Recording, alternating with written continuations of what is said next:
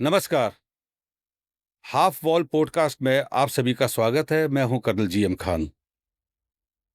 विभिन्न प्रकार की शख्सियत हमारे यहाँ आती हैं और आज एक शख्सियत हमारे यहाँ मौजूद है, उनको आपसे रूबरू करवाएंगे, जो कि art, culture, drama, painting, literature, आप जिस किसी का नाम लेंगे उसमें उनको महारत हासिल है।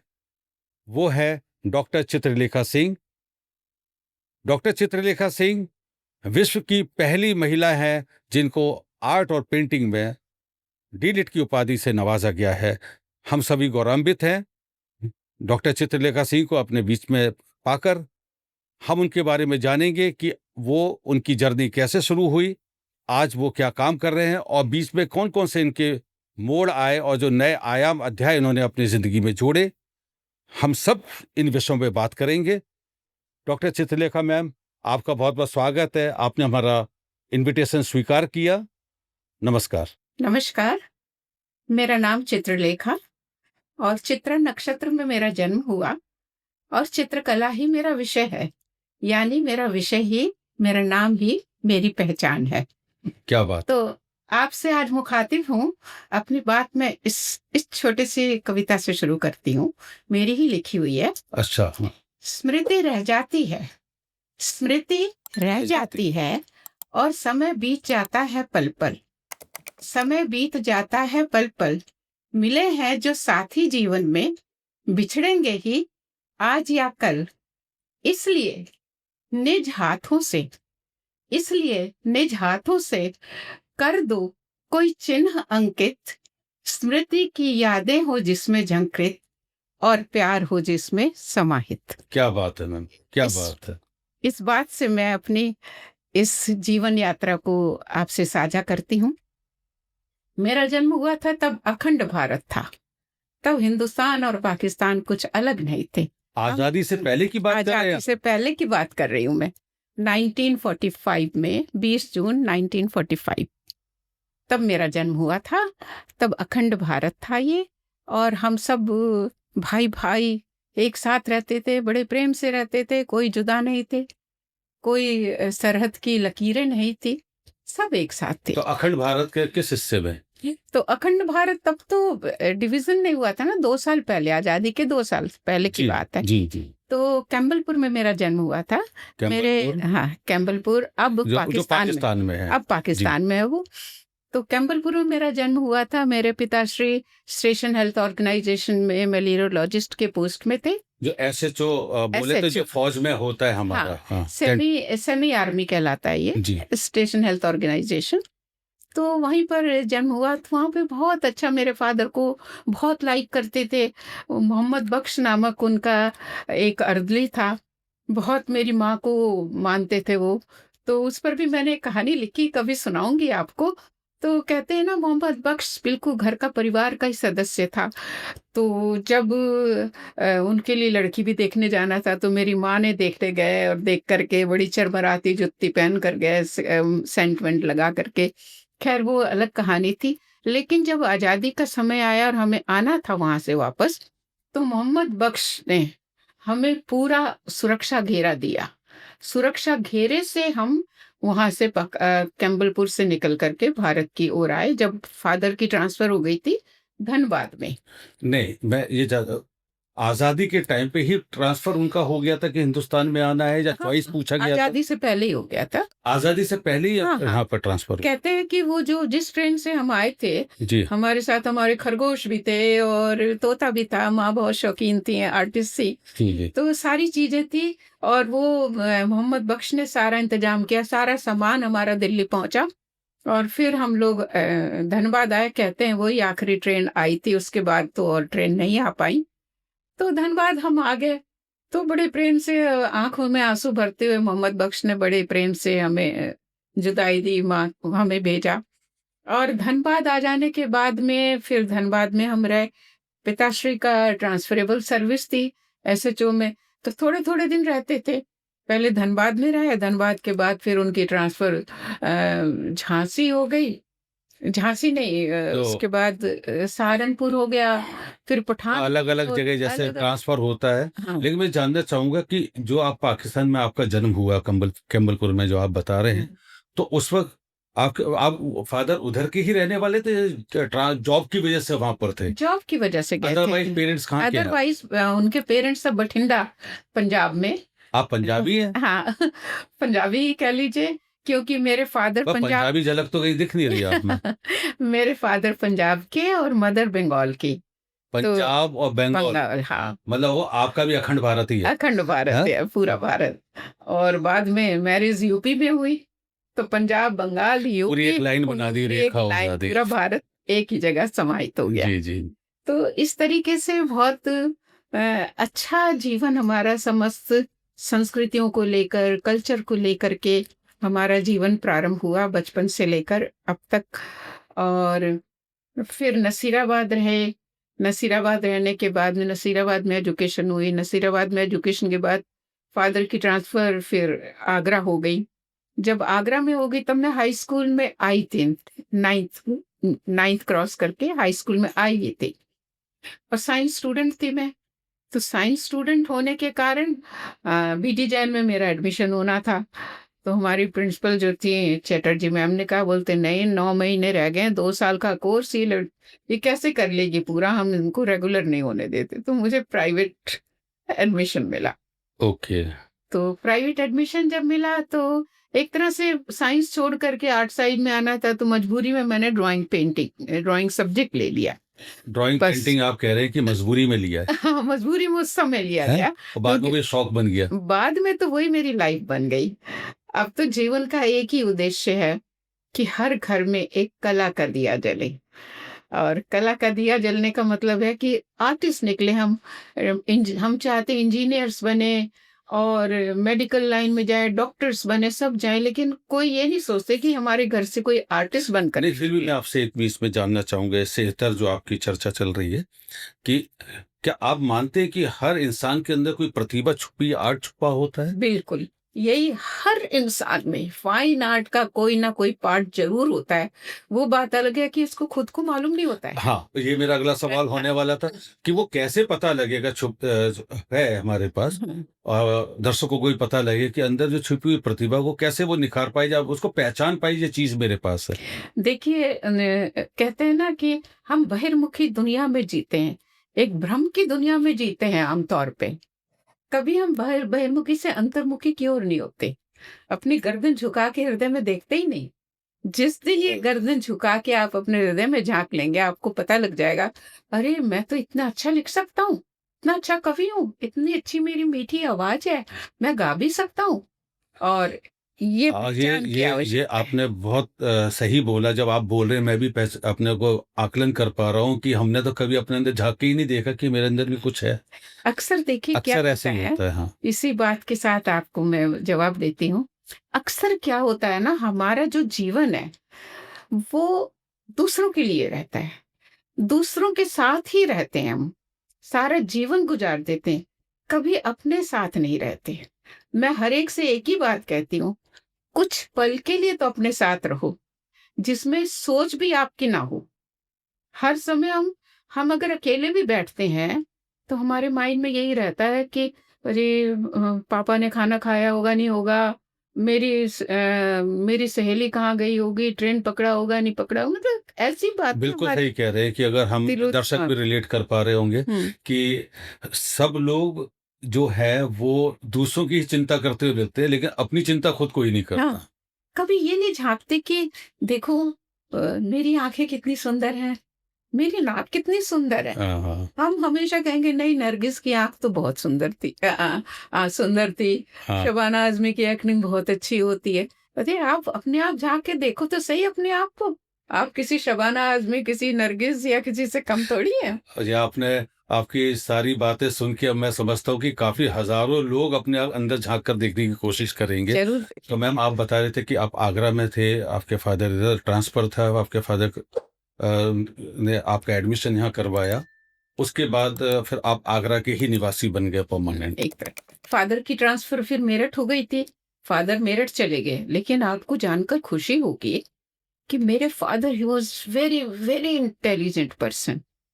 उस समय मेरठ यूनिवर्सिटी, चौधरी चरण सिंह यूनिवर्सिटी में उन्होंने एडमिशन लिया। जी, जी। इस एज में मैं बीए में पढ़ती थी। और तब उन्होंने वहाँ एडमिशन लिया और एलएलबी क्लियर किया। फिर एलएलबी के बाद एलएलबी में उनके पता नहीं 6 या 8 सब्जेक्ट होते हैं, पेपर होते हैं उसमें, जी, जिसमें जी। से 4 पेपर में उनके डिस्टिंक्शन आए।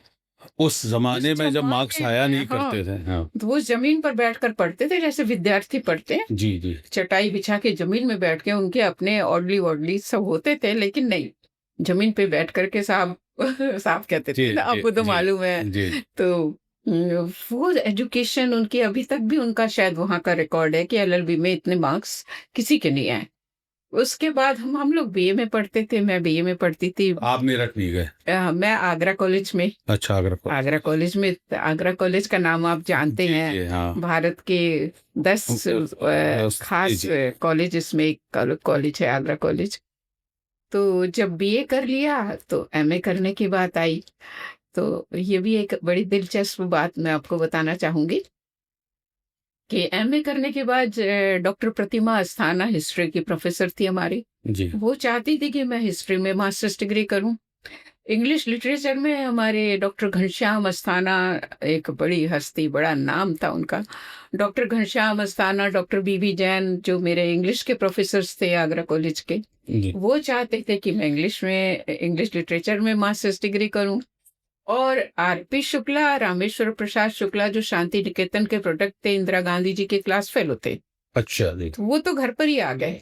आकर के मेरे पेरेंट्स से कह दिया, "ये चित्रा हमें दे दो, ये तो masters degree drawing and painting में ही करेगी।" और मेरे फादर चाहते थे कि मैं आईएएस ऑफिसर बनूँ। ओ नहीं, तो इससे तो पहले मैं थोड़ा जानना हाँ, चाहूँगा कि ये तो आप बता रहे हैं ये लिटरेचर इसमें, लेकिन जो कला के क्षेत्र वाली बात है, हुँ। वो वहाँ से उनको कैसे लगा मेरे आर.पी. शुक्ला पास जी को कि आपको उसमें चाहिए ड्राइंग एंड पेंटिंग में? हाँ जी, मेरे पास हमेशा पेंटिंग सब्जेक्ट एक रहा। अच्छा। जैसे हाई स्कूल में था, इंटर में था, फिर बीए में हुआ, फिर मास्टर्स डिग्री बीए के किसी भी एक सब्जेक्ट पर करना चाहिए। तो बीए में अच्छा, मेरे जो किसी आपने पहले बताया था कि आपको साइंस नहीं मिल रही थी, तो ऐसे मजबूरी में फिर आपने तब हाई स्कूल में। वो ले लिया था हाई स्कूल हाँ, में, तब से वो चलता रहा। तब से वो लगातार चलता रहा, जी। लगातार ये सब्जेक्ट मैं लेती रही। फिर ये डिसाइड हुआ, शुक्ला सर ने कहा कि भई ये तो पेंटिंग में ही ये करेगी। हैरानी की बात लगती है हमको, आज शायद काफ़ी लोगों को दर्शक फिर दोबारा रिलेट कर पाएँगे कि आज पेरेंट्स टीचर्स मीटिंग में पेरेंट्स जाते हैं, वहाँ जाकर के टीचर से मिलते हैं, बच्चों के बारे में जानते हैं। उस समय जैसे आपने आर.पी. शुक्ला सर की बात कही कि वो आपके घर में आ गए थे कि ये बेटी मुझे चाहिए और इनको आर्ट और ड्राइंग में आगे निकालना है। जी, मतलब अपने स्टूडेंट से ऐसा जुड़ाव होता था। ये बड़ी एक विचित्र बात सुनने को मिल रही है कि ऐसे टीचर्स घर तक में पहुँच जाया करते थे। बहुत बहुत ही अच्छी बात कही, बड़े मन को छू गई ये बात मेरी। हाँ। आपको मैं एक बात बताऊँ, डॉक्टर अशोक मित्तल जी यहाँ के vice chancellor, Agra Agra Agra university के यूनिवर्सिटी। वाइस चांसलर थे। तो एक दिन उन्होंने कहा, जब मैं टीचर बन गई, मतलब बहुत कुछ कर लिया था, आगे तक आ गई थी, फैकल्टी में बन गई थी। तो उन्होंने कहा कि चित्रलेखा जी मैं आपके घर आना चाहता हूँ। तो मैंने कहा सर आप वाइस चांसलर। Vice chancellor. मैं कहा सर आप वाइस चांसलर आप मेरे घर आएँगे? जी। मैंने हाथ जोड़ के कहा, तो मतलब फ़ोन में ही बात हो रही थी। तो नहीं, नहीं मैं घर आऊँगा। वो घर आए। घर आकर के चाय पी और फिर मैंने कहा कि सर आप मुझे बुला लेते, मैं आ जाती, आप इतनी बड़ी आपकी हस्ती, उनकी लाल बत्ती की गाड़ी-वाड़ी मेरे घर के सामने आके खड़ी हुई। तो उन्होंने मालूम क्या बात कही? जी। बोले कि मैं काशी का पढ़ा हुआ हूँ और वहाँ पर जो काशी के स्वामी, उनका नाम याद नहीं आ रहा, बोले मैं वहाँ का विद्यार्थी हूँ। उन्होंने कहा था कि अगर आपको अच्छे टीचर की आवश्यकता है, जी। तो आप खुद चलकर उनके घर जाइए। वहाँ जाकर के उस शिक्षक को अपने पास, मदन मोहन मालवीय जी की बात कर रही हूँ। अच्छा। उन्होंने कहा था कि आप उनके घर जाइए और उन्हें लेकर के आइए, उनको मत बुलाइए अपने पास। ये एक अच्छे शिक्षक की पहचान है। वो मतलब वो आगरा सम्मान उस समय वो बात कर रहे सम्मान हैं। था, मतलब और आज टीचर्स डे के ऊपर ये बहुत अच्छा, बहुत बड़ा पैगाम है बहुत बड़ा सभी पैगाम। शिक्षकों के लिए, छात्रों के लिए, पेरेंट्स के लिए, और दर्शक सभी समझ लें कि उस समय शिक्षक की क्या, एक शिक्षक दूसरे शिक्षक को घर से लेने के लिए जाता था कि वो हमारे संस्थान में जुड़े हाँ, और अच्छी तालीम जो है बच्चों तक पहुंचाए। ये बहुत ये बड़ा संदेश पहली था। बार जानने को मिल रहा है मैम। मेरे को इतनी खुशी हुई, तो आपने जो प्रश्न किया उसी का ये जवाब है जी जी जी। कि हमें जैसे विद्यार्थी को गुरु के चरणों में उनकी सेवा करनी चाहिए, वैसे शिक्षक को भी आवश्यकता होती कि वो खुद जाएं शिष्य के पास, जी शिष्य को बुलाएं। वो बात अलग है कि हम गरिमा मेंटेन करते हैं, शिष्य चल के जाते हैं गुरु के पास, जी जी जी। लेकिन गुरु भी आ सकते हैं। गुरु भी आ सकते हैं इसमें। तो इससे एक पुश मिलता है कि आप भी कुछ करके दिखाएं कि अगर कोई सामने जो, जैसे वाइस चांसलर जैसे या डॉक्टर अर्पित शुक्ला साहब जैसे आपके पास आते हैं और हमदर्द सुंदर बेटी का हाथ मांगने आते हैं, या तो बोले ये कोई एक शिक्षिका के तौर पे मुझे चाहिए, या कि ये हमारे इंस्टीट्यूट से जुड़े, हाँ जी, यूनिवर्सिटी से जुड़े, और और अपने देखिए उस समय उन्होंने पहचान लिया था कि कि कहाँ जा सकती है। तो मैम उसके आगे की जर्नी फिर आपकी कैसे तो रही? फिर मैंने मास्टर्स डिग्री कर लिया। मास्टर्स डिग्री में आगरा, तब बहुत अच्छा सिस्टम होता था हमारी आगरा यूनिवर्सिटी में।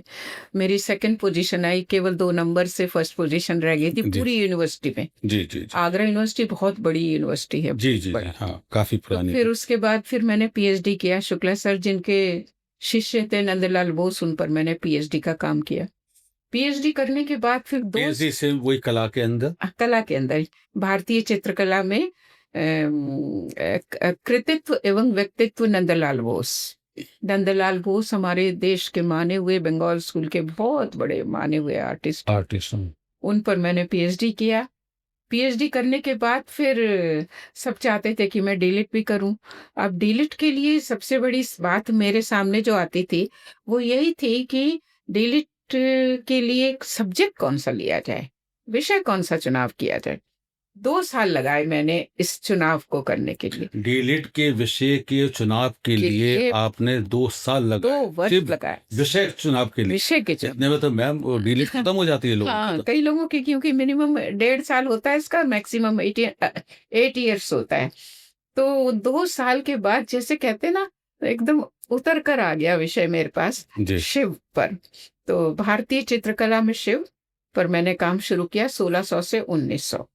भारतीय चित्रकला में शिव। हाँ, अभी सावन का महीना निकला है, सब शिवमय थे, हम सब शिवमय और आपने उनके ऊपर एक रिसर्च किया है पूरा। और मेरे इष्ट भी शिव हैं, देखिए जी जी, इष्ट भी शिव हैं, तो उन पर कार्य करने का जैसे आदेश हो जाता है ना, कहीं ऊपर से आदेश ही हुआ, तो फिर मैंने उस पर कार्य किया। और आपको जानकर खुशी होगी, वो किताब उस जमाने में मेरा डीलिट का वर्क अप्रूव हुआ। अप्रूव होने के बाद में वो पब्लिश हुआ इन 2 वॉल्यूम्स। इतनी बड़ी बड़ी साइज थी उसकी दोनों। अच्छा, 8000 उस समय कॉस्ट रखी गई, कोई छापने की भी हिम्मत नहीं करते थे। किस सन की बात होगी अगर आप याद कर पाए तो? 1986 की बात होगी। 1986, आज से 86 तकरीबन 40 साल पहले। हाँ, 40 साल पहले तो नहीं, हाँ इतना ही, 40 साल समझ लीजिए। 40 साल ही हो गए होंगे, 40 साल ही हो गए। तकरीबन 40 साल के आसपास। हाँ, उस समय आपका रिसर्च वर्क था, हाँ, वो पब्लिश हुआ। उसकी कॉस्ट 8000 थी, और जर्मनी में रिलीज हुई वो। जर्मनी में वर्ल्ड बुक फेयर के अंदर वो रिलीज हुई। रिलीज होने के साथ साथ ही 100 कॉपी, केवल 100 कॉपी भी छपना बहुत मायने रखता था। तो 100 कॉपी छपी थी, और 100 कॉपी में से कई 3 कॉपी तो उसी टाइम नेपाल गवर्नमेंट ने ले ली। ऐसे करके हाथों हाथ चली गई। कुछ कॉपी 10 कॉपी बची होंगी, तो वो उसमें से फिर 1 कॉपी मेरे को भी मिली। अभी भी आगरा विश्वविद्यालय में सुरक्षित है वो। अच्छा, आपने वहाँ पे प्रेजेंट कर दिया। सो देख सकते हैं आप लोग। जी। तो आपकी जो जर्नी फिर अगर आते हैं तो are you married? Yeah, I'm married. I'm very lucky person. I was defence officer, मतलब मैं खुद भी कैप्टन की पोस्ट में रह चुकी हूँ। कैप्टन? एनसीसी। अच्छा, एनसीसी एज ऑफिसर आपने ज्वाइन किया? कैप्टन की पोस्ट में थी मैं, और एएनओ थी आगरा कॉलेज में। और 2 बार आरडी भी जाने का मौका मिला। तो रिपब्लिक डे परेड क्या? रिपब्लिक डे परेड में मतलब कंटिजेंट, पूरे यूपी कंटिजेंट को लेकर मैं गई थी। इतनी प्रतिभाएं आपने कैसे समेटी है? शिक्षिका आप थे, फिर आर्ट कल्चर आपके पास था, विदेशों में घूमे, पीएचडी किया, डीलिट किया, और फिर लकीली आप बता रहे हैं कि एनसीसी में आप कैप्टन हाँ थे और हस्बैंड भी आपके आर्मी से जुड़े हुए थे। डिफेंस डिफेंस में, सॉरी वो नेवी। हाँ एनसीसी में मुझे defence secretary commendation card holder भी हूँ मैं। अच्छा, जबकि इतना आसानी से नहीं मिलता है मैम, ये भी पता होना चाहिए। डायरेक्टरेट में मेरा नाम लिखा गया है, स्वर्णाक्षरों में कहते हैं लिखा हुआ है आपका नाम। लेकिन अंदर कहीं भावना, बचपन से फादर को आर्मी बेस में थी, तो कहीं छिपे मन में ये बात थी कि आर्मी ऑफिसर ही मेरा जीवन साथी होना चाहिए। डिफेंस की तरफ से। तो वो अखबार में एक एड निकला था, नो कास्ट नो बार। बस अच्छा ये 2 शब्दों ने ही प्रभावित किया मेरे को भी, मेरे फादर को भी। जी। तो फिर सिंह साहब से फादर ने कहा कि बेटे देख लो, ये मैच देख रहा हूँ मैं आपके लिए, अगर आप लोग चाहते हो तो बातचीत कर लो आपस में, देखो आपका जीवन कैसे चले। तो हमारी छोटी सी मुलाकात हुई, बातचीत हुई, एक दूसरे को थोड़ा किसमें थे समझे वो हम। आपके husband? Then he was in navy. Indian navy. Indian navy में थे, इंडियन नेवी में सेकंड लेफ्टिनेंट की पोस्ट में थे उस समय। और फिर हमारी अच्छी शादी हुई, कोई कास्ट नहीं, कुछ नहीं लिया। कहाँ के एक रहने वाले थे मैम? वो मैनपुरी के पास एक आलीपुर खेड़ा छोटी सी जगह है, वहाँ के हैं। और उनके बारे में बताना चाहती हूँ कि वो हाई स्कूल जब उन्होंने किया था तो फर्स्ट डिवीजन आई थी। जी। तो छोटा सा गांव आलीपुर खेड़ा, वहां पर कभी किसी की फर्स्ट डिवीजन ही नहीं आई थी। अच्छा। तो उनकी फर्स्ट टाइम फर्स्ट डिवीजन आई। पूरे गांव में मिठाई बांटी गई और खूब फंक्शन मनाया गया। उनके फादर बड़े खुश थे, बड़ा अच्छा कार्यक्रम हुआ। जी जी। तो हाई स्कूल इंटर करते करते फिर उन्होंने इंडियन नेवी ज्वाइन कर लिया था, कोर्स किया। फिर सेकंड लेफ्टिनेंट से फिर मैं उनके जीवन में आई। और विश्वास करिए, कोई कोई डाउरी सिस्टम नहीं, कुछ नहीं, सिंपल बहुत डिसेंट वे में मैरिज हुई, आर्मी का बैंड बजा और ये सब करके। अच्छा वो बहुत शानदार तरीके से।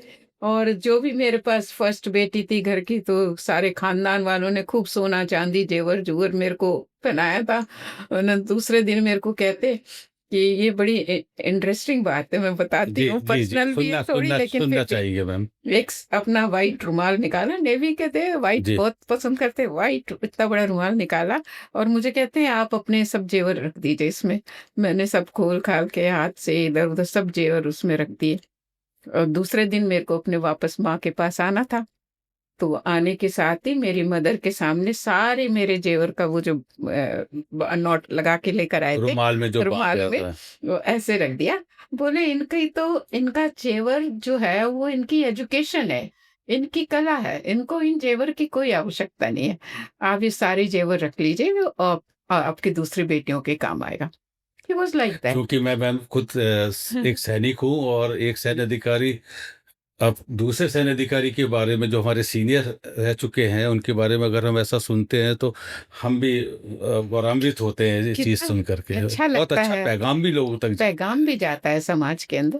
बोलता है एजुकेशन। और विश्वास करिए, मैंने कभी सारा जीवन कोई सोने के कड़े और ये वो कुछ नहीं, हमेशा जो भी मनी होता था, जो भी हमारे पास हो, किताबों में, पेंटिंग के मटेरियल में, एग्जीबिशंस करने में, किताबों को छपवाने में, इन सब में ही लगाया। कभी ये भावना ही नहीं आई कि हम भी कोई सोने का सामान खरीदें या कुछ ऐसा। फिर उनके साथ आपका वो जर्नी उनके साथ चलते मेरा बहुत बहुत ही अच्छा, दोनों ही आर्मी बैकग्राउंड था, सब कुछ था। बहुत अच्छा, वाइट यूनिफॉर्म में, he was very handsome personality, बहुत अच्छा बहुत अच्छे, सिंह के समान उनके चौड़े कंधे। और जब बहुत अच्छी रोबस्ट पर्सनालिटी थी और यूनिफॉर्म में बहुत अच्छे लगते थे। तो जब भी मैं जाती थी, ज्यादातर बॉम्बे में, मुंबई में मैं रही उनके साथ। तो शिप में, विक्रांत शिप अब जी रिटायर्ड हो जी गया, हाँ। विक्रांत शिप की हमारी बहुत अच्छी सही है, इंटरेस्टिंग विक्रांत कहानी तो है। बहुत इंटरेस्टिंग कहानी है विक्रांत जैसे। अब तो, तब विक्रांत शिप में हमारी अक्सर पार्टीज होती थी। तो पार्टीज में जब हम जाते वो थे तो हिंदुस्तान का वो पहले ही वो इज्जत पोत था जिस पे जहाज चढ़ते उतरते थे। नेवी का बहुत अच्छा सिस्टम है। नेवी में क्या है, जैसे कोई भी आते हैं तो उनको खास तौर पे लेडीज को बहुत रेस्पेक्ट दिया जाता है।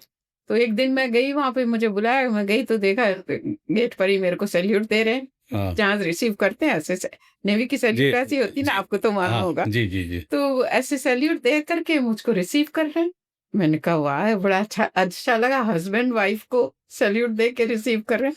बोलते हैं हमारा ये कस्टम होता है। जी बिल्कुल सही बोला हाँ, कि वही। सेना में कस्टम होता है। आप यकीन नहीं मानेंगे कि अगर राष्ट्रपति भी, हुँ, अगर जो है, अगर कोई पुरुष राष्ट्रपति है और कोई नया अधिकारी या कोई लेडी जाएगी, तो वो राष्ट्रपति, और खाना भी अगर टेबल पे लगा हुआ है तो वो लेडी को पहले दिया जाएगा और राष्ट्रपति का नंबर बाद दूसरा में आएगा। आएगा। ये तो लेडीज का सम्मान पहले, ऐसा होता है, ये वो कल्चर है हमारे यहाँ। हाँ, ये महिलाओं का सम्मान किया जाता है। हाँ, एंड किसी दूसरे पुरुष को भले ही सैल्यूट ना मिले, लेकिन प्रत्येक महिला सैल्यूट की हकदार है। अधिकारी होती ये है। हमें हमारी ट्रेनिंग का एक हिस्सा है। हाँ, जब भी बहुत महिला से मिले तो सैल्यूट करें। ये बहुत सीखने वाली बात जी है, जी बहुत अच्छा लगा।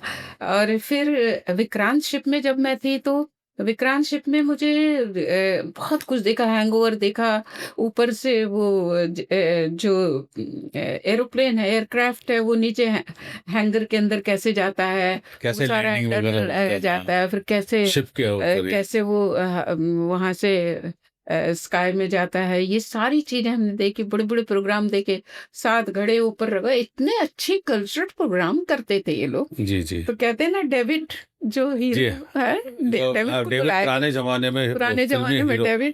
डेविड को बुलाया गया तो आकर के उनका जोक मुझे याद आ रहा है, अभी आपको आपसे शेयर करती हूँ। जी वो कहते हैं कि आज मुझको समझ आया कि नेवी वाले मेरे को क्यों चीफ गेस्ट बनाते हैं। वो ऐसा क्यों बोला सब उन्होंने? बड़े हैरान होकर के बोल रहे हैं हाँ कि क्यों ऐसी क्या बात है? बात ये है कि मेरे सिर पर बिल्कुल बाल नहीं है ना, हाँ तो आम तौर पे नेवी वालों के सिर पे बाल नहीं रहते क्योंकि जी हम समुद्र में बहुत रहते हैं, जी जी तो ज्यादातर बाल उनके खत्म हो जाते हैं। तो आज समझ आया इसीलिए नेवी वाले मेरे को चीफ गेस्ट बनाते हैं, क्योंकि मेरे सिर में सर बाल पे नहीं। बाल नहीं है। तो सबने खूब ठहाका लगाकर हंसे। तो ऐसी बहुत अच्छी बातें होती थी वहां पर। जब भी मैं जाती थी शिप में तो अगर ये कैप्टन की मतलब बड़ी पोस्ट में है तो जो उनके सीनियर मोस्ट ऑफिसर होते थे वो आते थे और मुझसे पूछा उन्होंने, मैम आप बताइए आप कौन सा म्यूजिक पसंद करें? बैंड तो होता था हमेशा, जी आपको तो मालूम है, कौन सा पसंद करेंगे सुनना? तो मैंने कहा बेड़ पाको बारू मासा, ये बड़ा अच्छा, फेवरेट। ये उसका अपने उत्तराखंड का है। हाँ, उत्तराखंड का। और गोरखा रेजिमेंट वाले इसको बहुत बजाते हैं। जी जी अपने हर जगह बैंड में सब जानते हैं, तो बहुत खुश हुए। फिर मेरे को वो सुनाया गया। डॉक्टर चित्रलेखा मैम, आपने अपने हस्बैंड जो आपके इंडियन नेवी में थे, उनके साथ अलग अलग नेवी शिप्स के ऊपर काम किया। खासकर आप बयान आपने अभी फिलहाल किया था उसका विक्रांत शिप के ऊपर कि गए वह सैल्यूट कैसा होता है, तो बड़ा अच्छा लगता है उसके बारे में जानना। ऐसे तो और भी कुछ यादें अगर आपके पास है, दो एक कोई बता पाए जिससे हम सबको रोमांचित हो और लाभान्वित हो। हाँ, मैं ज़रूर बताना चाहूँगी। उन दिनों मैं आगरा कॉलेज में प्रोफ़ेसर थी और इंडियन नेवी में सिंह साहब थे, कैप्टन प्रताप सिंह उस समय कमांडर प्रताप सिंह थे।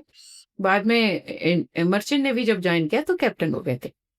तो यार मैं छोड़ रुकने चो आपने इनके ऊपर, आप बता रही थी मुझे पहले बैक स्टेज में कि आपने कोई पुस्तक भी लिखी है इनके ऊपर। जी, ये पुस्तक मैंने कैप्टन स्पीक्स नामक लिखी है उनके ऊपर ही।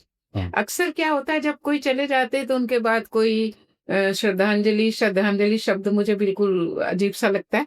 आदरांजलि शब्द इस्तेमाल करती हूँ मैं। आदरांजलि। ये हाँ, आदरांजलि। आदर अच्छा, आदर-अंजलि। आदरांजलि, आदर के। आदर से आदरांजलि अच्छा आदरांजलि कहती हूँ मैं। अच्छा हैं? तो ये सिंह साहब के ऊपर मैंने किताब लिखी थी और ये किताब जो है उनके डायरी के पन्ने ही हैं ज़्यादातर इसमें।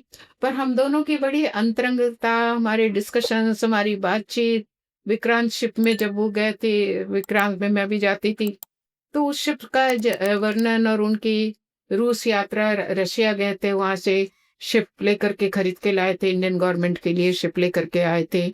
इसके अतिरिक्त 8 या 9 मछुआरों की उन्होंने जान भी बचाई थी। मुझे याद आ रहा है कौन से शिप में थे, शायद विक्रांत में ही थे। तो शिप सेंटर में था तो एक नाव को देखा उन्होंने, नाव डूब रही थी। उसमें कई मछुआरे थे। तो जी वो जो मछुआरे थे वो इतनी छोटी सी नाव थी, उसमें 5-6 मछुआरे थे और लहरों के अंदर वो आ गए थे। तब सिंह साहब ने शिप से दूर से देखा कि ये तो इतनी लहरों में तो ये बच नहीं सकते, और शिप जहाज तो बहुत बड़ा होता है, आपको तो जी, मालूम है, जी। आप इस लाइन के। इतना बड़ा जहाज ऊपर से इन्होंने देखा, वो नाव डूब जाएगी, 6 लोग खत्म हो जाएंगे, 6-7 लोग की जान चली जाएगी। तो इन्होंने उसी टाइम पूरा डिसीजन लिया, अपने क्रूज को लगाया, सबको लगा करके, और वो सारा पूरा उनको प्लानिंग करके, उनको सब बता करके कि क्योंकि नाव नजदीक नहीं आ सकती शिप के, जी। जरा से इतना बड़ा शिप होता है, जरा से टकराए तो वो तो वैसे ही जी हाँ, जी हाँ। डूब जाएंगे। पर उन 6-7 लोगों को उन्होंने जान बचाई, उन सबको सुरक्षित करके जहाज में लेकर के आए, और लाने के बाद में वो सुरक्षित हो गई। ये उनके जीवन का एक बहुत बड़ा काम है। अक्सर अपने बड़े-बड़े कामों को वो नहीं बताया करते थे। मैं अच्छा, पूछ अच्छा, लेती जी, थी तो अच्छा। बता देते थे। और आपने तो कोई ऐसा कोई महसूस किया था? हाँ, मेरे को तो बहुत लगता था, मैं बार-बार पूछती थी। एक बार की बात है, मेरी डॉटर वो कविता पढ़ रही थी, London bridge is falling down, London bridge is falling down, जो कविता जी, जी हाँ, जी हाँ। छोटे बच्चे सीखते। तब मैंने उनसे कहा कि आप ही पढ़ा दीं, बोलते मैंने देखा हुआ है London bridge. He never speaks, अपने बारे में ज़्यादा तारीफ़ करना उनको थोड़ा कम पसंद था। तब मैंने उनसे कहा कि लंदन ब्रिज तो आपने देखा हुआ है, जो बताइए। ख़ैर, तो मैं बताना चाह रही थी, जब विक्रांत शिप पे वो थे, तो विक्रांत शिप की बड़ी इंटरेस्टिंग बातें हैं। तब मैं आगरा कॉलेज में प्रोफ़ेसर हो गई थी, और मेरे स्टूडेंट्स का ग्रुप डॉक्टर साधना सिंह, डॉक्टर मंजुला चतुर्वेदी, इस तरीके प्रोफ़ेसर सेठी, जी। सुरेश सेठी जी, इन सब का पूरा ग्रुप मुंबई घूमने आया था। तो वहाँ पर आने के बाद में फिर मैं विक्रांत शिप में इन लोगों को घुमाने ले गई। तो क्या होता था, यंगस्टर्स आप जानते हैं, जी। यंग ऑफिसर्स, हाँ। दे लाइक, बड़े मेरे स्टूडेंट्स बड़े सुंदर-सुंदर, बड़े अच्छे लग रहे हैं तैयार-वैयार होकर के। दैट विल जब हाँ, सी। दे वांट टू सी। जब वो शिप में गए, तो सिंह साहब ने तो सैल्यूट किया हमें, और सबको रिसीव, और बड़ा मौका ढूँढते थे वो लोग, हाथ देते थे कि लैंडर के ऊपर चढ़ना है, जी। उतरना है। तो यंगस्टर जो हमारे ऑफिसर्स थे ना, मैं मुस्कुराती रहती थी, धीरे से देख रही, सब हाथ देते, आइए मैम हम ले चलते हैं आपको ऊपर, तो सीढ़ी से चढ़ाकर ऊपर तक लेके जाना। नहीं, लेकिन तो लेकिन ये तो फ़ौज का एक रिस्पेक्ट का तरीका होता एक है, but we don't think in that way, okay, that time. Yes, हाँ। Not that way. ओह! मौका भी है, दस्तूर भी है। अच्छा, वाह! ये वाली बात सही है। तो बहुत उन लोगों को भी अच्छा लगता था वहाँ। देखिए, एक बात डिफेंस की मैं खास कह देती हूँ आपको, इतना हाई कैरेक्टर होता है हमारे डिफेंस ऑफिसर्स लोगों का, इतना हाई कैरेक्टर जिसका कोई जवाब नहीं। जी। अगर हम रास्ते में जा रहे हैं, एक लेडी अकेली जा रही है, कोई ऑफिसर या ऑफिसर की वाइफ या कोई जा रहा है, और वो अपनी कार से जा रहे हैं, ऐसा नहीं हो सकता कि अपनी कार को धूल उड़ाते हुए सामने से निकल जाएं। उतरेंगे, रिस्पेक्टफुली उनसे रिक्वेस्ट करेंगे, आइए मैम मैं आपको घर तक छोड़ देती या इट इज़ हूँ, या there, it is there. This is their etiquette. और इतना हाई कैरेक्टर, कोई निश्चिंत होकर के आ जाते हैं, बैठ जाते हैं। मेरे को तब तो स्कूटर में ही ज्यादातर जाते थे, मेरे को कितनी बार लिफ्ट दिया स्कूटर से। हम लोग नहीं माइंड, बल्कि वाइफ हस्बैंड से कह देंगे, आप आ रहे थे वहां से, वो लेडी वहां से आ रही थी, आपने उनको घर तक क्यों नहीं पहुंचाया। इतना रिस्पेक्ट, बहुत रिस्पेक्ट, डीपली। तो विक्रांत शिप में बहुत सारे बातें हैं वहां पर जुड़ी हुई। तो जब हम जाते थे तो अक्सर क्या होता था कि जब नाइट शाम को पार्टी शुरू हुई, पार्टी के बाद सब लोगों ने, सिंह साहब तो थोड़ा ड्रिंक नहीं करते थे, वो लाइम जूस लेकर के अपने 3-4 घंटे निकाल देते थे।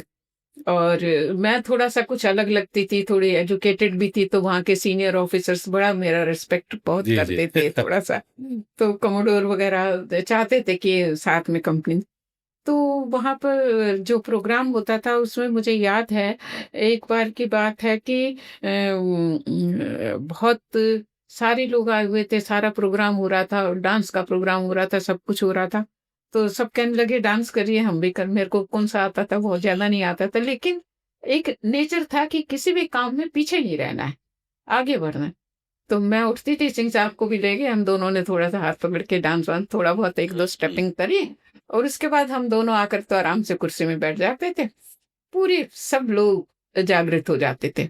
फिर सब धीरे-धीरे, धीरे-धीरे करके सब डांस करना शुरू कर देते थे। बहुत अच्छा, बड़ा डिसेंट वे में, सोबर वे में। डांस करते, गाना गाते, मतलब गाना गाते, कोई कुछ इस तरीके से हमारी पार्टीज हुआ करती थी, बड़े रिस्पेक्ट के साथ। और बहुत अच्छा लगता था। वो जो मेरे स्टूडेंट्स गए थे वो लोग भी बहुत खुश हुए, आज भी याद करते हैं, आज सब बड़ी बड़ी पोस्ट में है। इसके अतिरिक्त त्रिशूल शिप में रहे, ये कृपान में रहे, सब में मैं जाती थी। इवन जब वो टारपीडो आकर के लगा, खुकरी हाँ हाँ, खुकरी आईएनएस कुकरी का खुकरी में जब अटैक हुआ था, पाकिस्तान वॉर के टाइम पाकिस्तान पर का वॉर, 71 वाला। पाकिस्तान वॉर में जो अटैक हुआ था, तो ये शायद त्रिशूल में या कृपान शिप में थे। जी। तो इन्होंने, इनके सामने की बात है, ये एक तरह से दो शिप जा रहे थे, तो फिर इस शिप का रुख इन्होंने मोड़ लिया, और इन्होंने एक तरह से उनको वार्निंग भी दी थी कि आप लोग ध्यान रखिए, कुछ हो सकता है। तो ऐसी बहुत सारी यादें जुड़ी हुई हैं। फिर हम विशाखापट्टनम में रहे, वैजाग फिर में। कितना वक्त रहा आपका उनके साथ में उसमें? उनके साथ हमारा 12 में वो चले गए।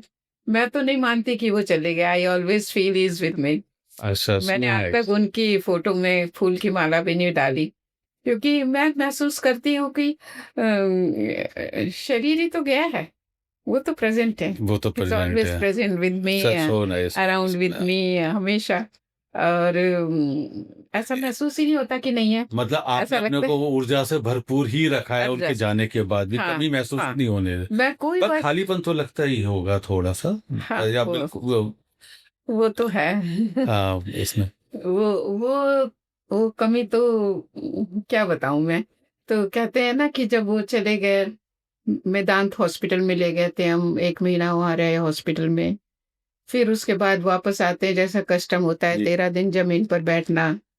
और वो तो उस समय वो बिच्छुओं का उतरना, हाथ से चूड़ियों का टूटना और माथे से बिंदी का उतरना, ये सब चीजें बहुत मायने रखती थी उस समय। तो लगता था कि अब तो जीवन सूना ही हो गया। तो बस थोड़ी डिस्टेंस में मेरी एक डायरी और पेन पड़ा था। बस वो 13 दिन जो मैंने डायरी और पेन उठाकर जो लिखा, वो तो मतलब तब आपने समर्पित किया वो वक्त, हाँ, 13 दिन वो उनको। पूरा 13 दिन समझ लीजिए कलम से नहीं लिखा, आंसुओं को स्याही बनाया और दिल की कलम से लिखा। और ऐसी कविताएं उस समय मैंने लिखी। आपके बाद ये चीजें भावुक कर देने वाली है। हाँ हाँ, लेकिन अब उसके बाद फिर जब 13 दिन हो गए, तो जो वो लास्ट फंक्शन होता है ना, उसमें पंडित जी ने एक बहुत अच्छी बात कही, जिसने मुझे जीवन दान दिया। अच्छा। उन्होंने कहा कि अब वो सूक्ष्म नहीं रहे, उनका विस्तार हो गया है। अब वो सीमित नहीं रहे, थोड़ी सी जगह में नहीं रहे, असीमित अब है। उनका विस्तृत हो गया, विस्तार हो गया। आप जहां भी रहेंगे वो आपके साथ रहेंगी, उनकी यादें आपके साथ रहेंगी। तो चाहे आप अमेरिका रहें, कनाडा रहें, कहीं भी रहें, वो आपके साथ है। तो बस वो विस्तार वाली बात जो है, वो मेरे को समझ में आ गई, और मुझे कभी महसूस नहीं हुआ ऐसा कि मैं अकेली हूँ। डॉक्टर चित्रलेखा मैम, आपने बताया कि वो 13 दिन आपने अपने हस्बैंड को समर्पित किए। वो पल जो आप बता रहे थे काफी भावुक भरे थे, कि आंसुओं में आपने कुछ लिखा था। वो कुछ क्या लिखा था? कुछ कविताएं लिखी थी, गद्य में था या पद्य में था? हाँ, ज्यादातर पद्य में था।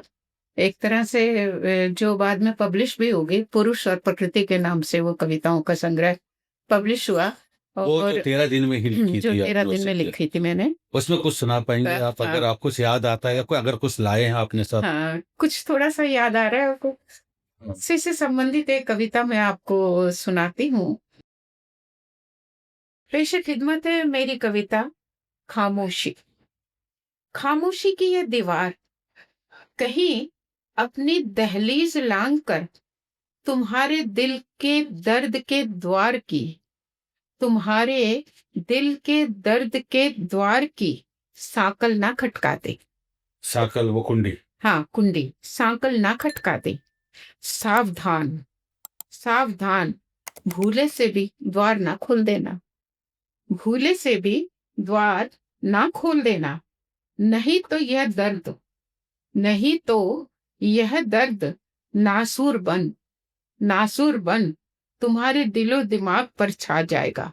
बहुत तुम्हारे दिलो दिमाग पर छा जाएगा और ले जाएगा अपने साथ, और ले जाएगा अपने साथ तुम्हारी रातों की नींदें, तुम्हारी रातों की नींदें, दिन भर की बेचैनी, दिन भर की बेचैनी, चांद की चांदनी, सूर्य की रश्मियां, बादलों की गड़गड़ाहट, वर्षा की रिमझिम, वर्षा की रिमझिम, कभी झमाझम, कभी झमाझम, कभी समागम, कोयल की कूक, कोयल की कूक, चिड़ियों की चहचहाट, बेगम अख्तर की गजल, वाह, बेगम अख्तर की गजल, बिस्मिल्लाह खां की शहनाई, बिस्मिल्लाह खां की शहनाई, जावेद अख्तर का गीत, जिंदगी धूप तुम घना छाया, जिंदगी धूप तुम तुम गया घना छाया, गुलजार की कलम की कशिश, गुलजार की कलम कलम की कशिश,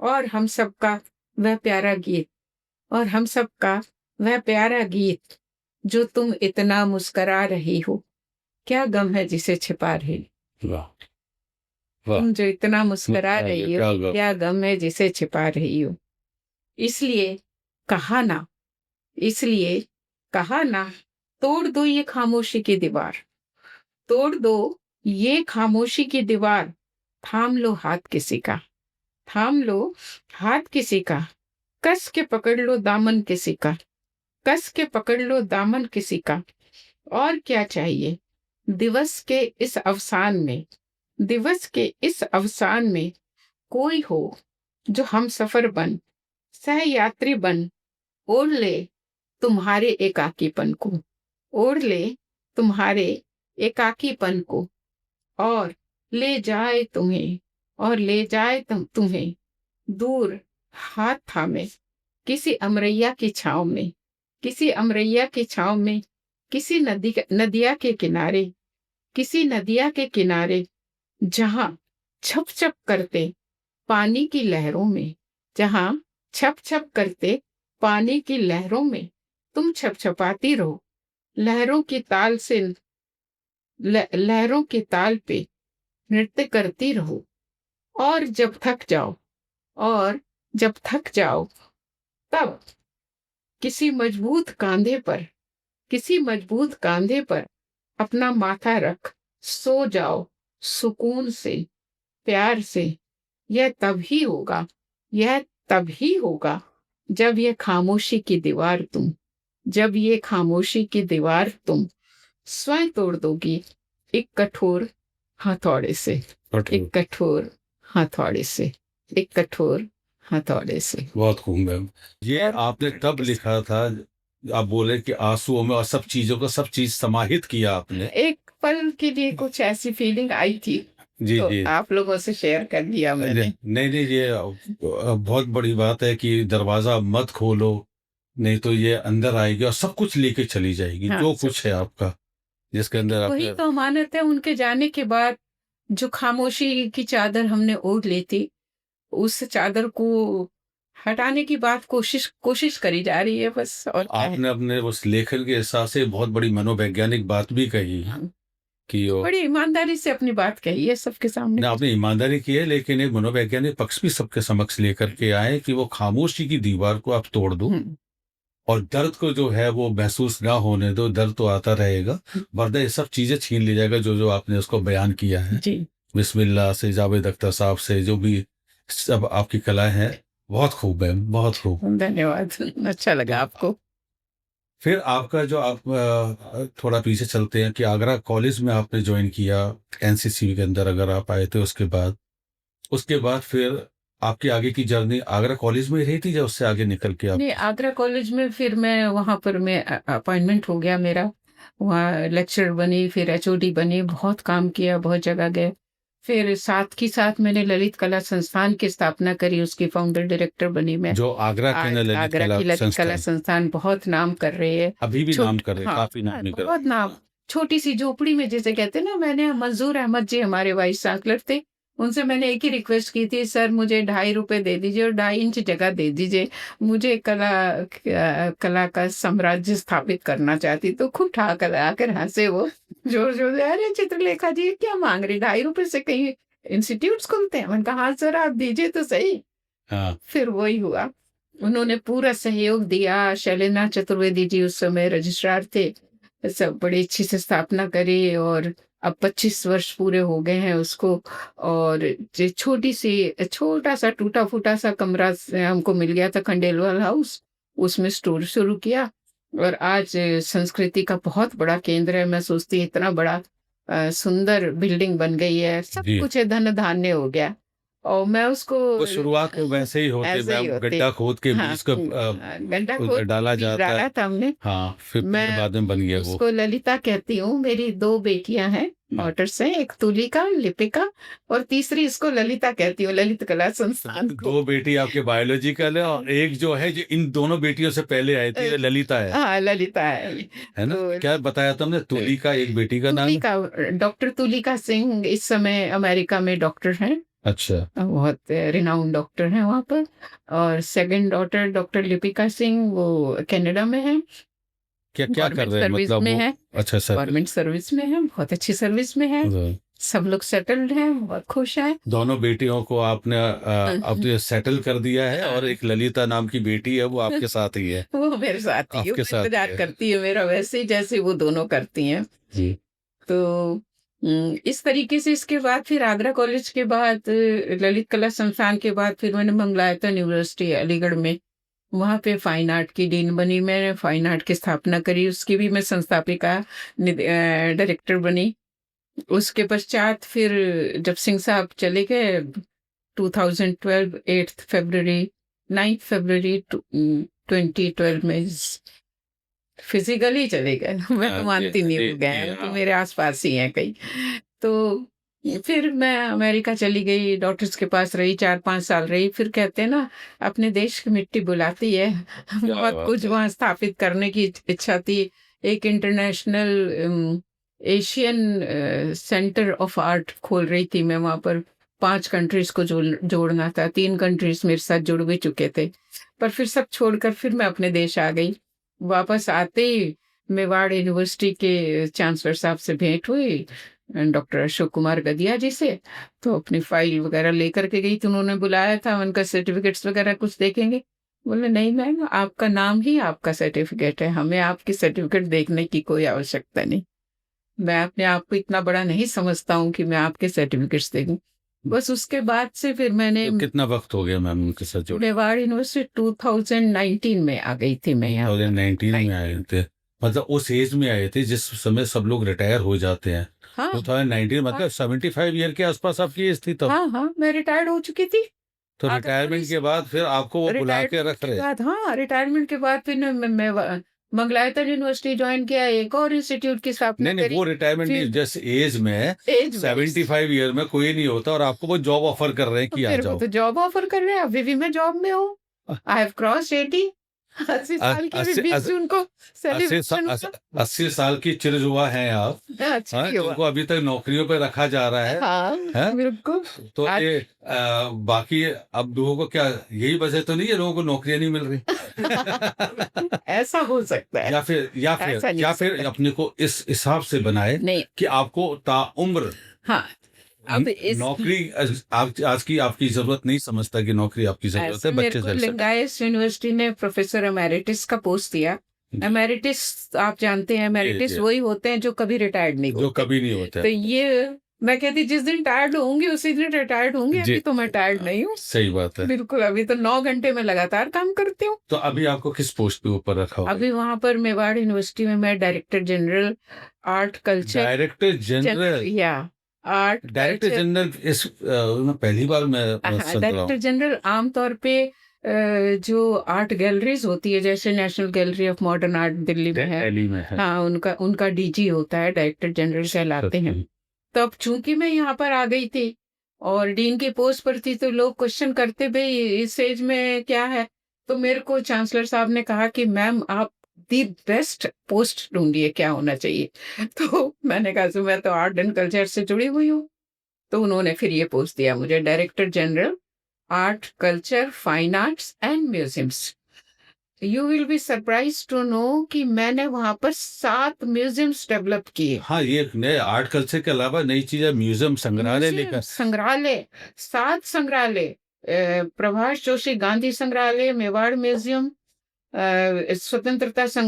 स्वराज संग्रहालय, डिफेंस म्यूजियम। आपको जानकर खुशी, डिफेंस म्यूजियम जिसमें हम ट्रेनिंग देते हैं हमारे जी। कोई भी स्टूडेंट जो आर्मी में जाना चाहते हैं, नेवी में या एयरफोर्स में या और एलाइड आर्मी में सर्विसेज। जाना चाहते हैं जैसे बीएसएफ वगैरह में, उन सब की पूरा उस संग्रहालय में डिटेल्स है। अच्छा, वहाँ बैठे ये स्टडी बना करें। दिया। हाँ, उसके बाद हमारा योग संग्रहालय, एस्ट्रोलॉजी संग्रहालय है। इसके अतिरिक्त अब जो लेटेस्ट मैं कर रही हूँ वो विश्व गुरु भारत का संग्रहालय। आपको देख करके खुशी होगी कि उसको हम विश्व गुरु भारत जो हम था, पहले जो हमेशा था। था, आज भी है और अब होने वाला भी है। जैसे मतलब याद दिलाना है लोगों के हम तो थे ही विश्व गुरु, रिफ्रेश करना है कि रिफ्रेश हाँ करना है। जी। तो उसका कॉन्सेप्ट देख करके आप लोगों को बहुत अच्छा लगेगा। आप आइए, उसमें विशेष वो है। यकीनन आएंगे, अब तो आना पड़ेगा। आप जब आप आप कहते हैं लोगों कि को हम बहुत सम्मान से बुलाएंगे वहां पर और देखिएगा। मैम, आपने डीलिट की उपाधि ली और आपने हमें ये भी बताया कि विषय को चुनने में आपने 2 वर्ष लगाए, और विषय को आपने बताया कि जैसे अवतरित हुआ, और आपने जब अवतरित किया, मैं कनेक्शन जोड़ पा रहा हूँ, और आपका विषय भी था शिव। तो ये शिव क्या विषय चुन करके जो आपने उसमें आप रिसर्च किया और डीलिट की उपाधि पाई और पूरे 8 वर्ष लगाए, ये बहुत बड़ी बात है कि आपने बहुत गहनता से अध्ययन किया होगा। क्या हम आपसे ये जान सकते हैं कि शिव की वो गहराइयाँ, जो रहस्य जो आपने उसमें निकाला चित्रण में, या उसके बाद बीच में जो आपने अध्ययन किया है, जाहिर सी बात है डीलिट की उपाधि ऐसे नहीं मिलती। इतना गहरा अध्ययन शायद हम किसी को ना पता हो, ना जान पाते हो। आपसे जानना चाहेंगे। हाँ, ऐसा है, देखिए, शिव जो है ना, सत्यम शिवम सुंदरम। जब हम शिव की बात कहते हैं कि जो सत्य है, जो सच है और जो सुंदर है और जो कल्याणकारी है, उनसे ही ओम की स्थापना होती है। आज की तारीख में भी अगर आप 3 से 5 बजे के मध्य बाहर निकल के प्रकृति के मध्य जाएं, ब्रह्मांड के करीब, तो कहते हैं उस समय जो एन्चांटिंग होती है पूरे वर्ल्ड में, जो धुन है, ओम की धुन या कोई भी, मैं तो आपको विश्वास नहीं होगा कि कुछ हैरान भी होते हैं कि जैसे मैं अजान को सुनती हूँ, अजान को भी मैं अगर ध्यान से सुनती हूँ तो मेरा ध्यान लग जाता है। तो हम कोई फर्क नहीं है, वो एक तो वो वही टाइम 3 से 5 बजे के बीच 3 का से जो 5 बोलते हैं टाइम, एनचैंटिंग वाला जो रहता है। एन्चांटिंग वाला। जब मैं इटली गई थी जी। तो सेंट पीटर्स चर्च में गई, तो उस दिन बहुत बड़ा फंक्शन था। वर्ल्ड के प्रीस्ट और पोप्स सारे लोग थे। मुझको तो मालूम नहीं था, मैं तो आर्टिस्ट हूँ। मैं वहां पर जाकर पिएटा का ये बड़ी सी उसको स्कल्पचर की स्केच कर रही थी।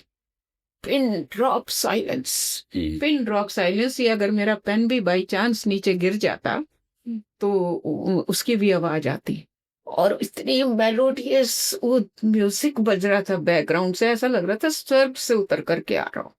तो जब मैं सबको एक साथ जोड़ के सुनती हूँ ना, तो मुझे वो धुन भी सुनाई देती है, मुझे अजान भी सुनाई देता है, ओम ओम भी सुनाई देता है।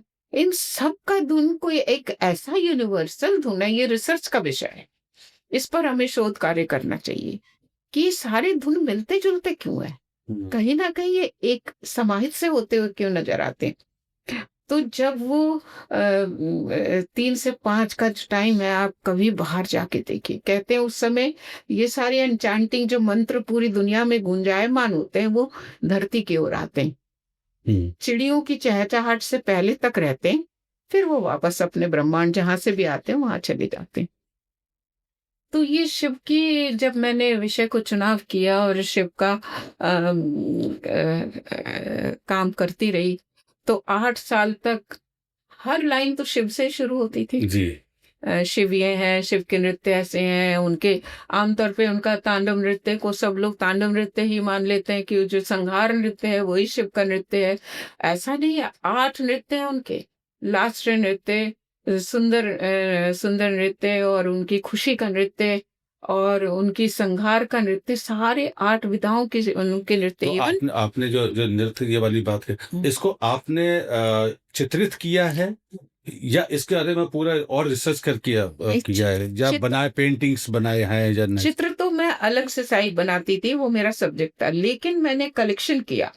जैसे प्री हिस्टोरिक पीरियड में जो योगा की मुद्रा में बैठते हैं, पशुपतिनाथ के रूप में शिव बैठते हैं, वहां से शुरू करके और Mughal period, Rajasthan school of art और पहाड़ी school of art, even modern art, जो हमारी अलग अलग विधाएं, कला के इतिहास है, उन सब में जो शिव को चित्रित किया गया है, विभिन्न कलाकारों ने किस किस रूप से चित्रित किया, चाहे दीवार पे किया हो, जमीन पे किया हो, कागज पे किया हो, कपड़े पर किया हो, कहीं पर भी किया हो, टैटू बनाया हो, वो सब का कलेक्शन किया है। मतलब उन सब चीजों को फिर आपने डिकोड किया है? सब रिकॉर्ड किया, कलेक्शन किया, ऑल ओवर वर्ल्ड के म्यूजियम्स, संग्रहालयों और कला वीथिकाओं वहां से कांटेक्ट किया।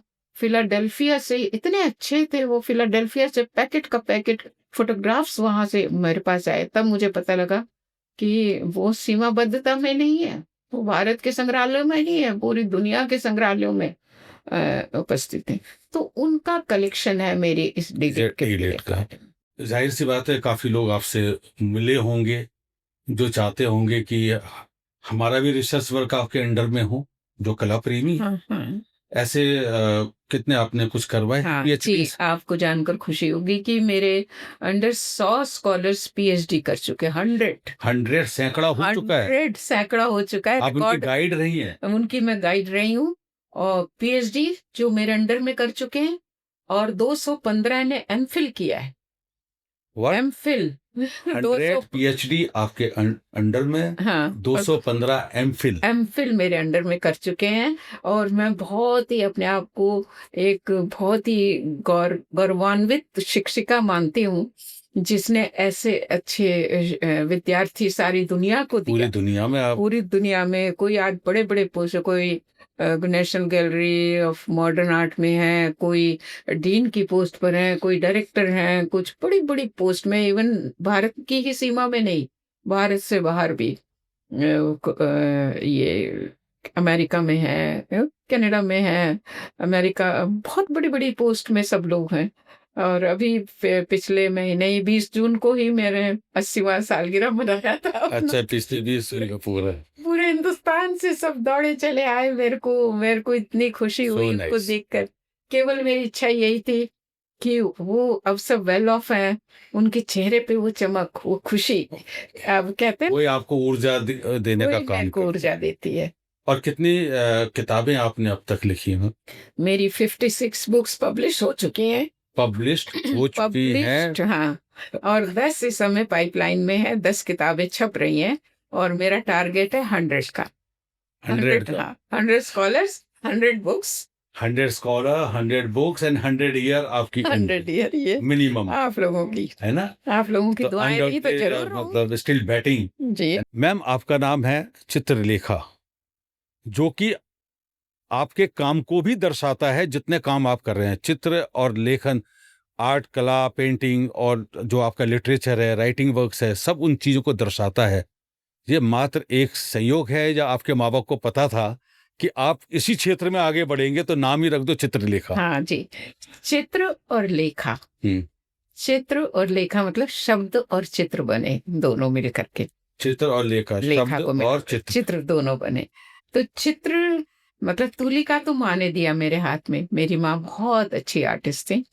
हमेशा मैं बताती हूँ कि जब फादर मेरे SHO और वर्ल्ड WHO के, वर्ल्ड हेल्थ ऑर्गेनाइजेशन के वो सेक्रेटरी थे भारत में, तो जब वो आते थे तो आने के बाद कोई, मेरी माँ उनको बहुत सुंदर सा अच्छा सा खाना बनाकर, अच्छे सा ड्रेस, ये सब नहीं देती थी।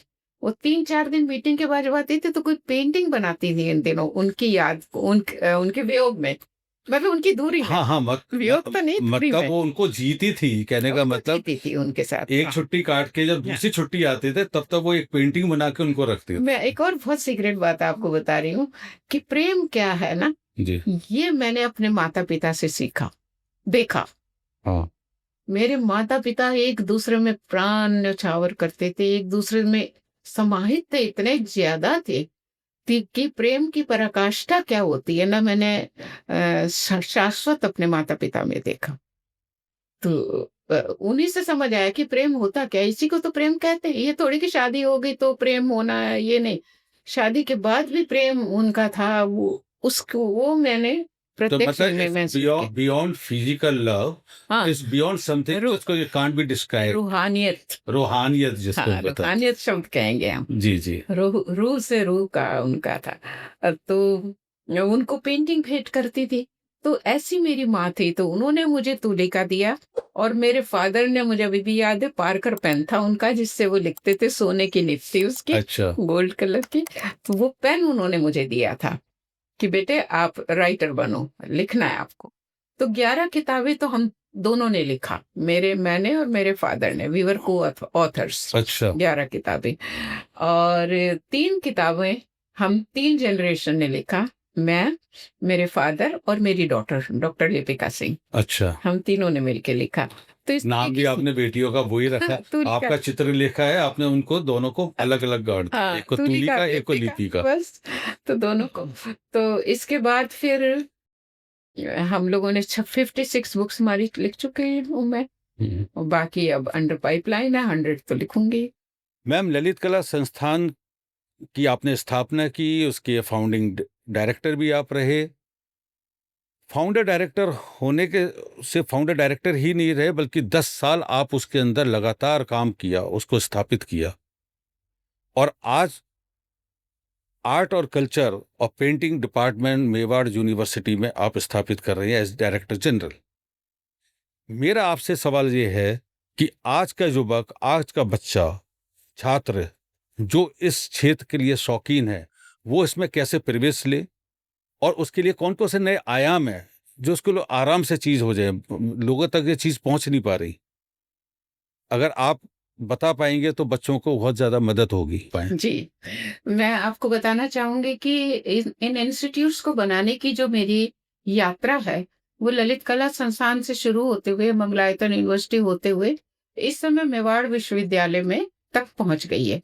तो ललित कला संस्थान जब हमने प्रारंभ किया था, तब 11 विषय थे यहाँ पर।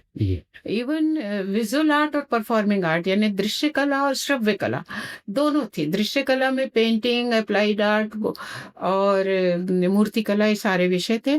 और परफॉर्मिंग आर्ट में डांस, ड्रामा, थिएटर, नाटक, सब कुछ था। और पर समय कालांतर में वो सब खत्म हो करके 11 विषय की जगह आज की तारीख में शायद वहाँ 4 या 5 विषय ही हैं। लेकिन मैं बताना चाहूँगी कि वो कार्य फिर से प्रारंभ हुआ है अभी 20। मैं हमेशा आती हूँ, चाहे वो बंद भी हो, तो भी उस द्वार पर मैं माथा टेक कर आगे निकलती हूँ। तो मेरी हार्दिक इच्छा कि जो सब्जेक्ट प्रारंभ हुए थे, वो फिर से प्रारंभ हो।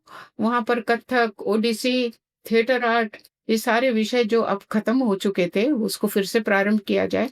परंतु इस समय आज की तारीख में मेवाड़ विश्वविद्यालय में ये सारे विषय चल रहे हैं। चूँकि मैं वहाँ पर डायरेक्टर जनरल हूँ, डीन थी, मैंने ही प्रारंभ किया वहाँ जाने के बाद कला विषय को। तो अब वहाँ पर सारे सारे विषय हैं, यानी 8 क्लासिकल डांसेस हैं। 8 क्लासिकल डांसेस में से 4 क्लासिकल डांसेस हैं, ओडिसी, कथक, भरतनाट्यम और क्षत्रिय नृत्य। क्षत्रिय नृत्य को अभी-अभी पदार्पण हुआ है उनका क्लासिकल डांस में, जो असम का था। इसके अतिरिक्त थिएटर आर्ट, फिल्म, टेलीविज़न का बहुत बड़ा डिपार्टमेंट है। आपको जानकर खुशी होगी कि अभी-अभी एफटीआई का, इससे पहले हमारा एक कोर्स हो चुका था 11 दिन का, अब 2 महीने का कोर्स हो रहा है। डॉक्टर डालिया वहाँ से आ रहे हैं, पुणे से, और उनके साथ हमारा एमओयू साइन हो गया है, और वो 2 महीने का कोर्स वहाँ पर फिल्म डिवीज़न का करवा। एफटीआई पुणे वाला? हाँ जी, फिल्म टेलीविज़न इंस्टीट्यूट जो है पुणे का, बहुत बड़ा नाम अच्छा, है। हाँ, नाम आप जानते हैं, आप लोग जानते हैं। जी। वहाँ से आ रहे हैं, और 2 महीने पूरा रिगरस कोर्स होगा इसका। 18 तारीख से प्रारंभ हो रहा है, और उसके बाद फिर हम 10 दिन का कोर्स और करेंगे। उनके संग हमारा बहुत अच्छा टाई अप हो गया। एफटीआई के साथ जुड़ तो जाना ही ये रेगुलर रहेगा। ये रेगुलर तो रहेगा। मतलब अगर हमारे शहर के लोग भी अगर जाना चाहें तो उनको पुणे जाने की जगह मेवाड़ यूनिवर्सिटी में चले मेवाड़ जाएं, यूनिवर्सिटी में आए हैं, और वहाँ तो वहाँ करके पर कर कोर्स करें। सकते हैं। और ललित कला संस्थान जो आगरा में है उसका भी कुछ उम्मीद है? जी हाँ जी, ललित कला संस्थान में मैं अभी 20 जून को मिली थी यहाँ के वाइस चांसलर मैम से, उनसे मैंने रिक्वेस्ट किया था। तो उम्मीद है कि कथक और फैशन डिजाइनिंग ये सब फिर से प्रारंभ होगा। वैसे वोकल म्यूजिक तो चल रहा है, पर एक जमाने में यहाँ पर जब हमने प्रारंभ किया था तब सितार और विदेशी लोग जो थे कंधे पर पीठ पे सितार बांध करके, और हिंदी संस्थान के विद्यार्थी जी। आ जाते थे यहाँ पर सीखने के लिए, तबला बजाते थे सब।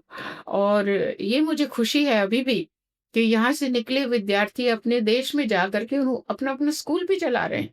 कोई तबला सिखा रहा है, कोई गिटार सिखा रहा है, कोई सितार सिखा रहे हैं। मैम आपने इतने सारी रिसर्च वर्क किया है, लोगों को करवाया है, तो ये रिसर्च वर्क जो करवाते थे तो ये क्या वो टॉपिक सब्जेक्ट्स खुद ही लेकर आया करते थे या खुद आप उनकी हेल्प किया करते थे चुनने में? देखिए, जब कोई भी पीएचडी करते हैं तो विषय का चुनाव बहुत इम्पोर्टेंट रखता है, क्योंकि समझ लीजिए आधी पीएचडी तभी हो जाती है जब हम शीर्षक उसको निश्चित कर लेते हैं। तो हमारी कोशिश ये होती है कि सर्वप्रथम हम ये जानना चाहते हैं कि विद्यार्थी का, उस स्कॉलर का किस सब्जेक्ट में इंटरेस्ट है। पहले हम उनके मन के अंदर की बात को लेकर के आते हैं। जैसे कि फाइन आर्ट का सब्जेक्ट है, फाइन आर्ट में मैं उनसे जानना चाहूंगी कि आपका झुकाव दर्शन की ओर है, इतिहास की ओर है, या प्रेजेंट एरा की ओर है, मॉडर्न पीरियड की ओर है, या ऐसी बातें जो छिपी हुई है लेकिन वो है, एग्जिस्ट करती हैं, सामने नहीं आई है, किस ओर है। जब स्कॉलर का डिसीजन हो जाता है कि नहीं, मैं, मेरे को तो दर्शन में, मुझे तो फिलॉसफी में बहुत इंटरेस्ट है, फिलॉसफी ऑफ फाइन आर्ट को मैं पर काम करना चाहता हूँ, तब हम कोशिश करते हैं कि उसके अंदर की बात आ जाए पूरी।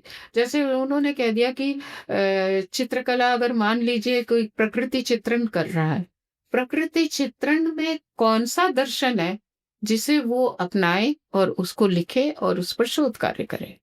तब हम ये भी कोशिश करते हैं कि जो पर्यवेक्षक है, यानी जो गाइड है, गाइड और शोधार्थी, जब दोनों का इंटरेस्ट एक हो जाता है तो बहुत अच्छा काम होता है।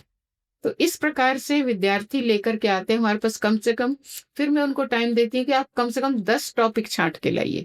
10 के बाद फिर 5, 5 के बाद फिर 3, 3 के बाद फिर 2, फिर उसमें से एक खास तो चुनिए। इसमें एक कोई आइडिया क्लास भी तो होता होगा। जैसे सपोज मैं विद्यार्थी हूँ आपका और मैं कोई सब्जेक्ट लाया, आपने जो बताया कि मैं कोई दर्शन में करना चाहता हूँ, चित्रकला के दर्शन में, लेकिन मैं उसके लिए मैं करना चाहता हूँ, बट एज ए गाइड आप फील कर रहे हैं कि नहीं, यू कैन डू इट, इससे इसकी जगह आप दूसरे में कर सकते हो, या दूसरे विषय ऐसा होता होगा। हाँ, क्लैश होते होंगे, आइडिया क्लैश। क्लैश होता है, अक्सर होता है, क्योंकि जो गाइड होता है ना उसकी नॉलेज बहुत हाई होती है जी। और स्कॉलर जो आते हैं उनकी नॉलेज इतनी नहीं होती।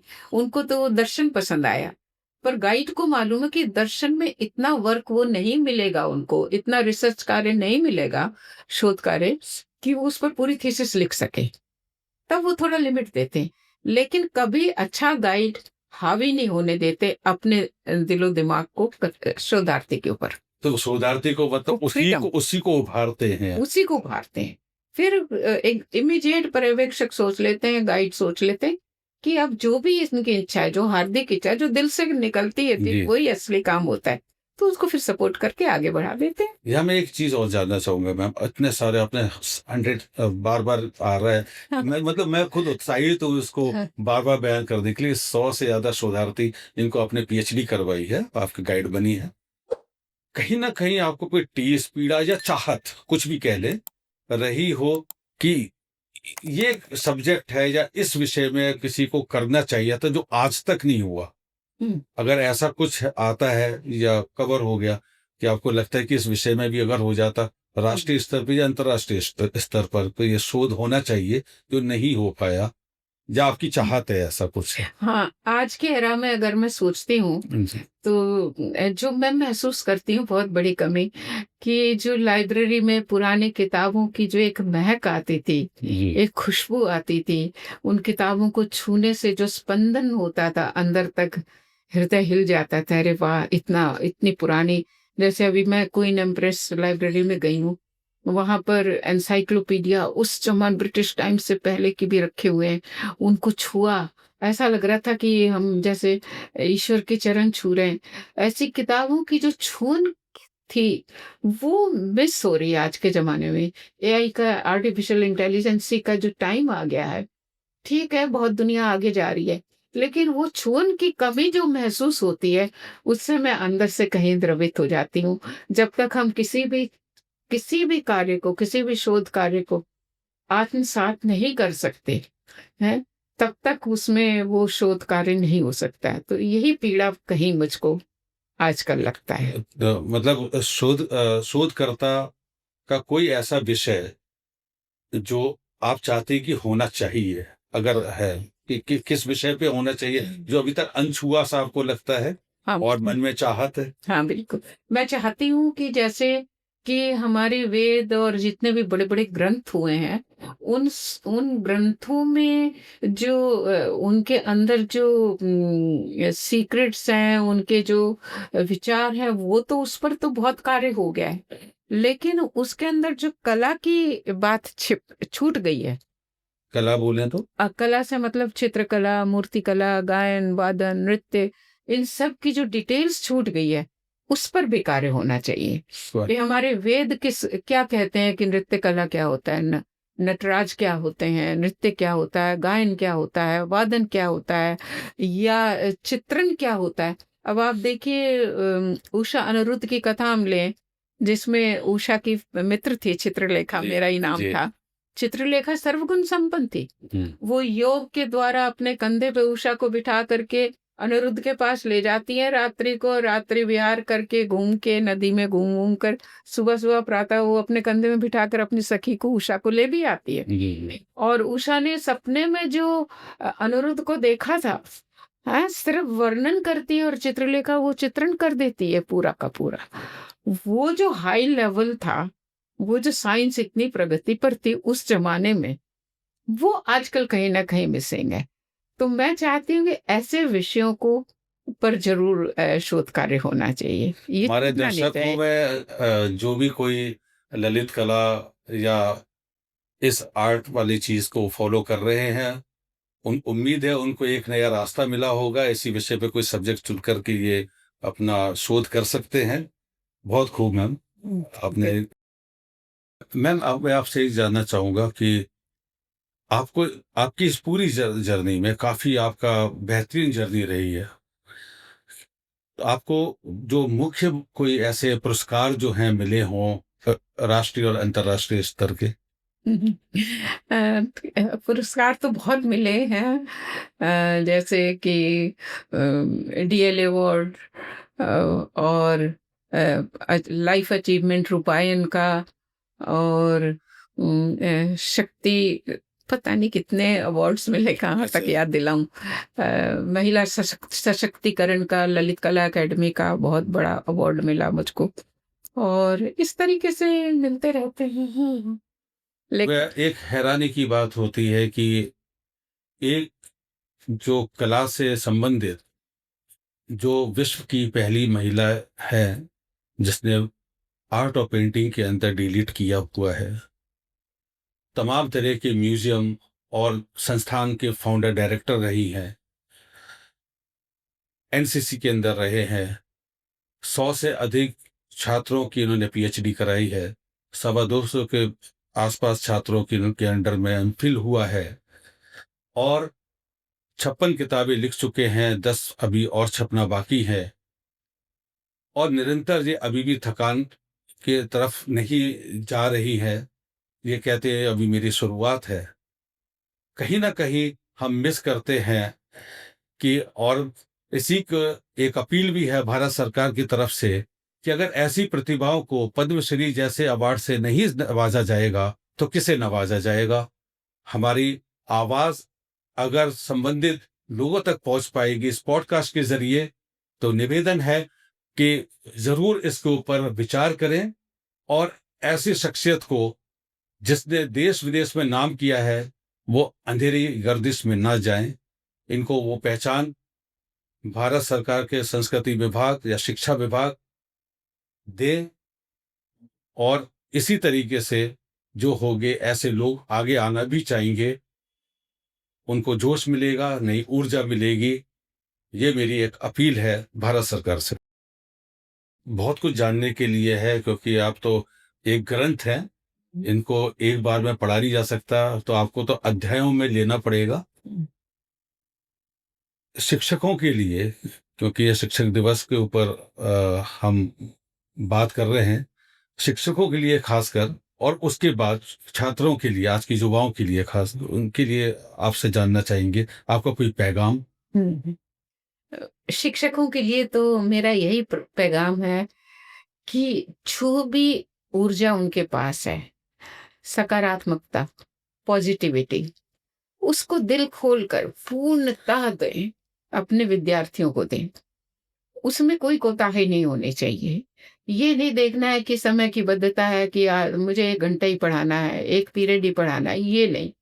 शिक्षकों के लिए एक बात और मैं कहना चाहती हूँ कि जब आप क्लास लेने के लिए जाएँ, मतलब ये सांसारिक शिक्षण की बात कर रही हूँ, वो ज्ञान वाली बात तो बाद में आती है। सांसारिक जैसे हम क्लास लेने जा रहे हैं, तो 2 मिनट या 1 मिनट के लिए उनको ज़रूर उनको ध्यान लगाएँ। सांसारिक इधर-उधर की जो उथल-पुथल उनके माइंड में रहती है, उसको हटाकर 1 मिनट आँख बंद करके उनको उस दुनिया से दूर करके इस क्लास में पूरी तौर पर उपस्थित करें, उसके बाद अपनी क्लास शुरू करें।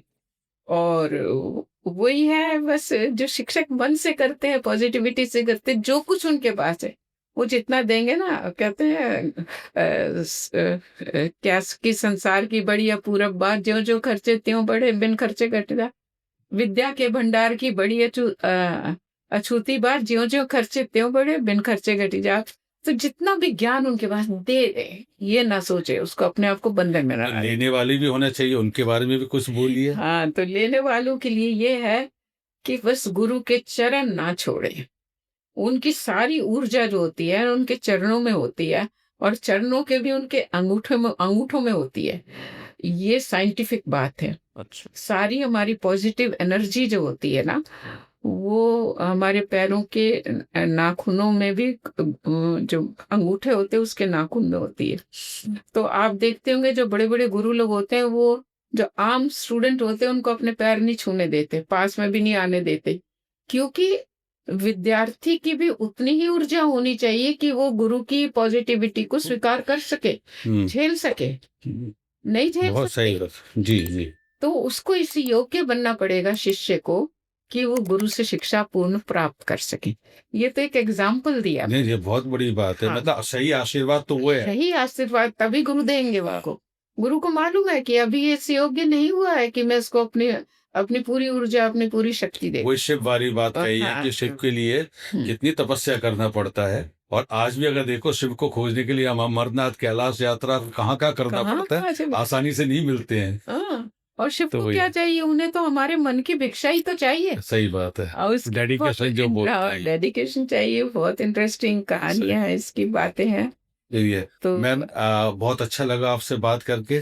जाते जाते आप जो आप किताब लाई है, एक और कोई कविता आपसे सुनना चाहेंगे, आपकी स्वरचित। अच्छा, चलिए सुनाती हूँ मैं कुछ।